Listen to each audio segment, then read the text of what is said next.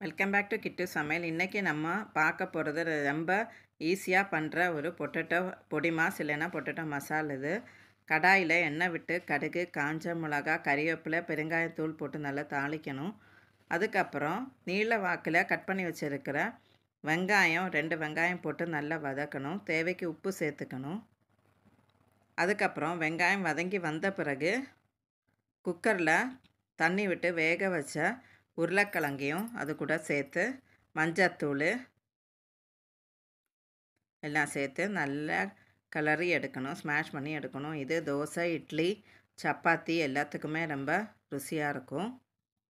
So இப்போ நம்ம முழுசாக இந்த வீடியோ பார்க்கலாம்.